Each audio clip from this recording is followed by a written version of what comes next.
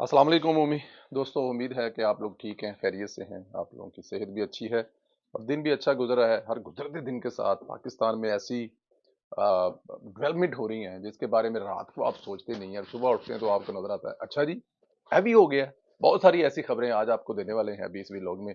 But इससे पहले कि आप लोग को खबरों की तरफ लेके चलें, गुजारिश आप लोगों से ये है कि हमारा चैनल जरूर सब्सक्राइब कर दें, बेल आइकन को भी जरूर प्रेस करें और जो हमारा social media talk show one का पेज है फेसबुक पर उसको जरूर करें, फॉलो करें, क्योंकि वो नया पेज है और आपकी उसकी तवज्जो की खुसूसी तवज्जो जो है ना उसकी जरूरत है। इमरान खान साहब ने माजी में जो भी साजिश नवाज शरीफ के खिलाफ चली थी, अब खुद इसकी जद में फंस रहा है। हर गुजरते दिन के साथ बिल्कुल उसी तरह हो रहा है जिस तरह वो दूसरे के साथ करता रहा, अपने मुखालफिन के साथ करता रहा, नवाज शरीफ के खिलाफ झूठे केस बनाता रहा और खुद असली केसों में फंस चुका है। इसलिए कह रहा हूं कि झूठे केस नवाज शरीफ के खिलाफ जितने झूठे केस थे वो उस वक्त भी झूठे नजर आ रहे थे, उस वक्त के जज भी बता रहे थे झूठे केस है।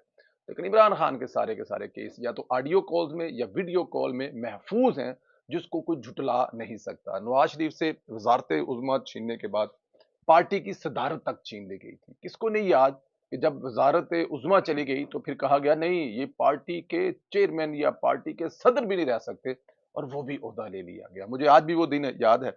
उसके बाद मरियम नवाज की वो तरीही तकरीर भी याद है जो उन्होंने रावलपिंडी में की थी।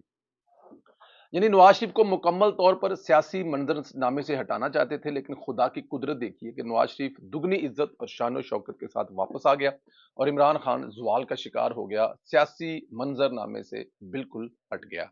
इमरान खान से पार्टी चेयरमैनशिप भी छिन जाने का लगता है आज की डेवलपमेंट से आगाज हो चुका है कि इमरान खान साहब को अब पार्टी चेयरमैन भी नहीं रहने देंगे। पार्टी इंतखाबात गैर शफाफ अंदाज में कराने पर इलेक्शन कमीशन ने पीटीआई के खिलाफ फैसला महफूज कर लिया है, जो आज सुना दिया गया है।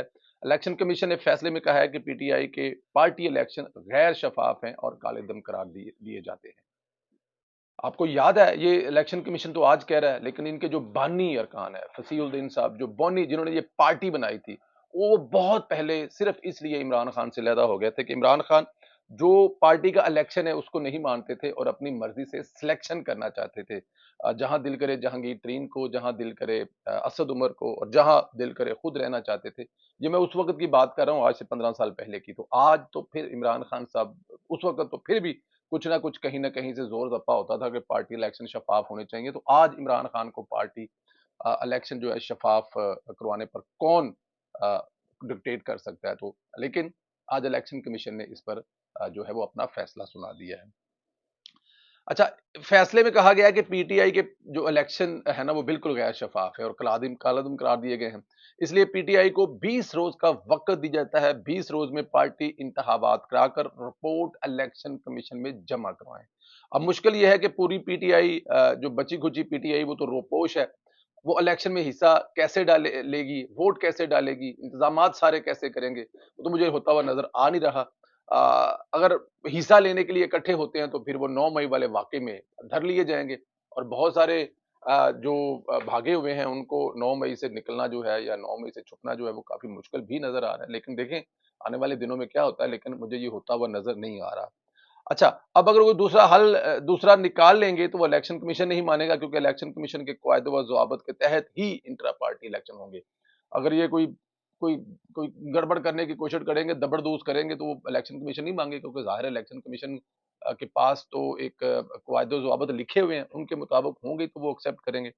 और अगर इससे बाहर निकल कर कोई जुगाड़ कराएँगे, तो वो भी इलेक्शन कमीशन नहीं मानेगा और यूँ पीटीआई का इंतखाबी निशान बल्ला जो है, मुझे लगता है कि वो जो इनसे दूर होने के लिए पहला स्टेप जो है ले चुका है। इलेक्शन कमीशन ने वाज़ह तौर पर कहा है कि अगर इलेक्शन करा कर रिपोर्ट ना जमा कराई तो इंतखाबी निशान वापस ले लिया जाएगा।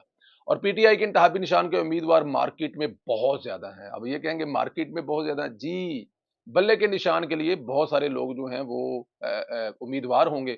सबसे बड़ा उम्मीदवार जो होगा वो इमरान खान का पुराना दोस्त, पुराना साथी, बल्कि पुराने साथी होंगे पाकिस्तान तहरीक-ए-इस्तेहकाम, जिसके अलीम खान और जहांगीर तरीन साहब, वो चाहेंगे, क्योंकि वो उन्होंने भी पार्टी बल्ले के लिए बड़ी मेहनत की हुई है। अगर इमरान खान साहब के बल्ले का निशान नहीं है तो उनका निशान इलाट कर दिया जाए। बल्ले का निशान अहमियत का हामिल होगा। अगर ये निशान किसी और जमात के पास चला गया तो पीटीआई का वोटर काफी कंफ्यूज होगा। خاص طور پر وہ ووٹر جو ان چیزوں سے بالکل بھی، ویسے تو اب یہ کہنا کہ نہیں لگے گا پتہ لوگوں کو، سوشل میڈیا کے دور میں ایک بہت ہی کم چانس ہیں، لیکن پھر بھی عام دیہاتی ووٹر جو ہے وہ اس سے کنفیوز ہو سکتا ہے کہ بلے دا نشان تو عمران خان ہے۔ اچھا جی، ادھر عمران خان کی پارٹی کی چیئرمین شپ بھی خطرے میں ہے۔ عمران خان جیل میں ہونے کے باعث پارٹی میں الیکشن میں حصہ نہیں لے سکتے، اور پھر وہ توشہ خانہ کیس میں نہل بھی ہیں۔ اس لیے عمران خان تو اس بار پارٹی چیئرمین شپ پر الیکشن بھی نہیں لڑ سکیں گے، تو پھر مسعود کے ہاتھ سے پارٹی چیئرمین شپ بھی جاتی ہوئی مجھے نظر آ رہی ہے۔ پارٹی چیئرمین شپ اگر کسی اور کے ہاتھ میں گئی تو وہ پارٹی کے فیصلے بھی کرے گا، کوئی اور ہی کرے گا۔ اب دیکھتے ہیں کہ پارٹی چیئرمین شپ پر پھڈا کب شروع ہوتا ہے اور کس کے حصے میں آتی ہے، اور عمران خان صاحب کو کیسے آؤٹ کیا جاتا ہے۔ این ممکن ہے چودھری پرویز لائی صاحب زندہ باد، کیونکہ علیمہ خان اور بشرا بی بی دونوں چاہیں گی کہ پارٹی چیئرمین وہ بنے۔ عمران خان کی بہنیں کبھی نہیں چاہیں گی کہ پارٹی کے فیصلے بشرا بی بی کرے۔ مجھے لگتا ہے کہ یہ عمران خان بھی نہیں چاہے گا، کیونکہ عمران خان جتنا اپنی بہن علیمہ خان پر اعتبار کرتا ہے، وہ اتنا اپنی بیگم بشرا بی پر اعتبار نہیں کر سکتے۔ وہ کدھر کدھر دل چ گل آندی ہونی جڑے اپنے بچے دوتے پوتے چھڈ کے آ گئی، وہ میرا کیا مطلب کہ رکھے گی، جب تک تھی تو تھی، اب نہیں ہے تو وہ یہ چیزیں تو درمیان میں آتی رہیں گی۔ اور پھر عمران خان جو ہے وہ اگر دوسروں کے گھروں میں کیمرے لگوا کر ویڈیو بنوا کر یا جو مائکرو فون لگا کر ریکارڈنگ لے سکتا ہے، تو اپنے گھر میں پتہ نہیں کیا کیا وہ لگاتا ہوگا۔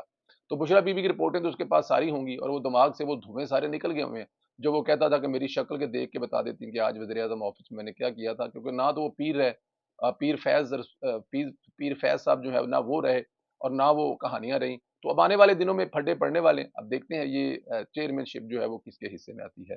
ملک ریاض کے حوالے سے اہم خبر یہ ہے کہ ان کے خلاف کراچی سے رپورٹ جمع ہو چکی ہے۔ آج سپریم کورٹ میں کمشنر کراچی کی سربراہی 10 رکنی تحقیقاتی کمیٹی نے رپورٹ جمع کروائی ہے۔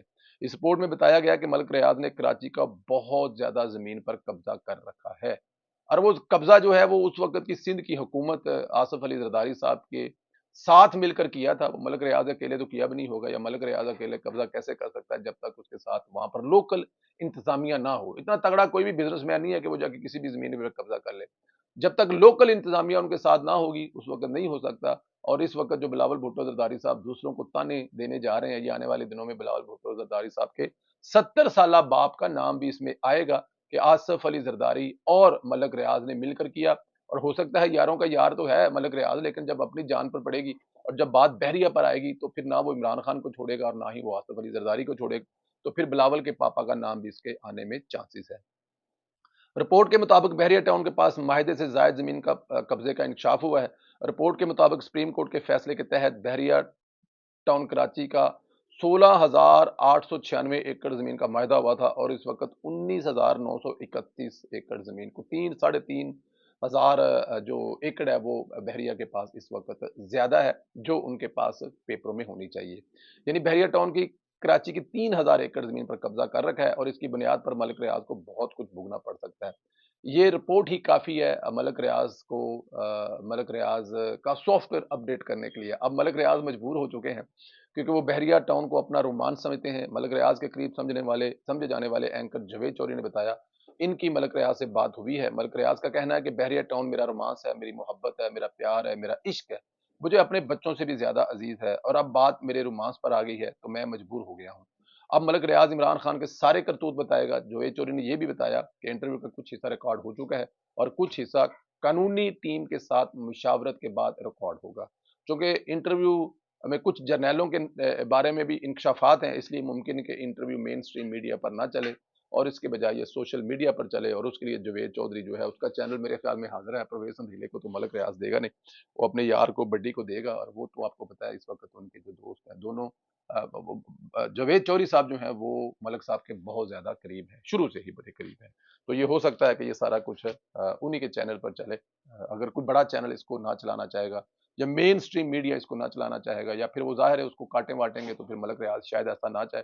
وہ چاہے گا کہ جتنا ریکارڈ ہوا ہے ویسے کا ویسے چلے، تاکہ اگر آج جنرل صاحبان یا آج فوج ملک ریاض کے کندھے پر ہاتھ نہیں رکھ رہے، تو وہ چاہے گا کہ وہ پھر ٹھیک ہے، آجو پھر جے اگر تسی میرے نال نہیں کرن دے ہو تو میں تہاڈے نال بھی نہیں کراں گا۔ اگر ملک ریاض نے ٹھان لیا ہے کہ وہ کسی کو نہیں چھوڑے گا یا سب کے خلاف بولے گا، تو پھر کیا آصف علی زرداری، اور پھر کیا وہ ریٹائرڈ جرنیل، اور کیا پھر وہ عمران خان، سب کی بینڈ بجائے گا۔ لگ تو یہی رہا ہے، اب آنے والے وقتوں میں دیکھتے ہیں۔ کل ہم بتا چکے ہیں کہ وہ کیا کیا باتیں کر سکتا ہے، لیکن یہ کہا جا رہا ہے کہ اس کی بیٹی کو بھی عمران خان نے اغوا رکھا 12 گھنٹے کے لیے 1 ارب کی ڈیمانڈ کے لیے، لندن میں فلیٹ اور بہت ساری دوسری باتیں ہیں جو اس وقت سوشل میڈیا پر چھائے ہوئے ہیں، لیکن یہ پتہ لگے گا آنے والے دنوں میں۔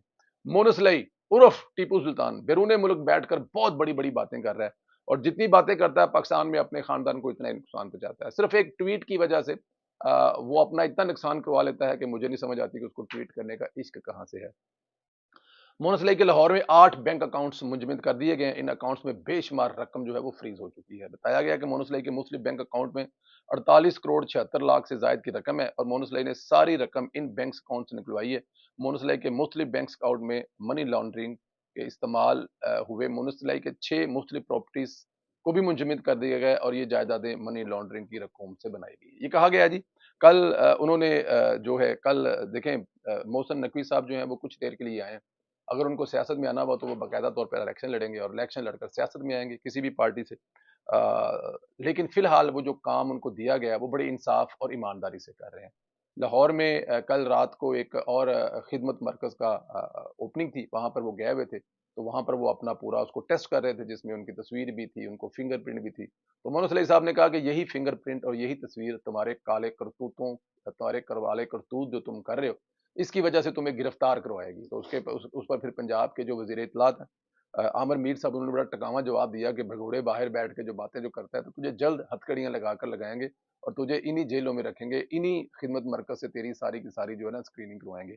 تو میرے خیال میں یہ مونس لئی صاحب جو ہیں اپنے خاندان کے لیے ایک یہ ایسا بچہ ہے جو اپنے خاندان کو سکھ تو کوئی نہیں دے رہا، لیکن دکھ میں ہر روز اضافہ کر رہا ہے۔ تو ایسے بچوں سے اللہ تعالیٰ کی ذات بے اولاد ہی رکھے تو اچھا ہے۔ میں چوری صاحب تو کہندے ہونگے کہ تیرے جیسے پتر جمن نالوں میں بے اولاد ہی رہندا، میں وہ سردیاں دی رات جڑی ہے نا مطلب کہ 2 کمبل لے کے سو جاندہ، لیکن تیرے والا رسک نہ لیندا، لیکن اب لیا انہوں نے۔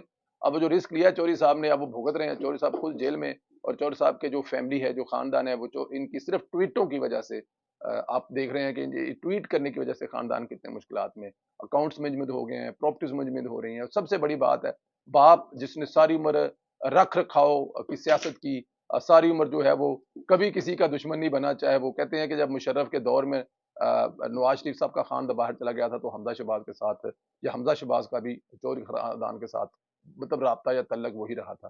تو ایسے لوگ جو کبھی کسی سے لڑائی جھگڑا نہیں چاہتے، وہ مونس لئی کی وجہ سے آج ٹک کر کے جیل کے اندر ہے۔ اپنا خیال رکھیں، اجازت دے، اگلے ویلوگ میں پھر ملاقات ہوگی۔ گزارش آپ سے یہی ہے کہ ہمارا سوشل میڈیا ٹاک شو یوٹیوب کا چینل ضرور سبسکرائب کر دیں، بیل آئیکن کو بھی پریس کریں، واٹس ایپ گروپوں میں اس کو شیئر بھی کریں، اور جو سوشل میڈیا ٹاک شو 1 ہے اس کو جو social media talk show 1 Facebook کا پیج ہے اس کو ضرور فالو کریں، فائنڈ کر کے، کافی ٹربل میں ہے، جب تک آپ لوگ اس پہ ہاتھ ذرا نہیں رکھیں گے اس وقت تک یہ چیز آگے نہیں جائے گی۔ اپنا بہت زیادہ خیال رکھیں، اللہ تعالیٰ کی ذات آپ لوگوں کو اپنے حفظ و امان میں رکھے۔ آج کا کمنٹس کرنا مت بھولیے گا، کیا عمران خان سے پارٹی چیئرمین شپ جاتی ہوئی نظر آ رہی ہے؟ کیا عمران خان سے بلے کا نشان آپ لوگوں کو جاتا ہوا نظر آ رہا ہے؟ اس پہ کمنٹ ضرور کریں، اپنا خیال رکھیں، اجازت دیں، خدا حافظ۔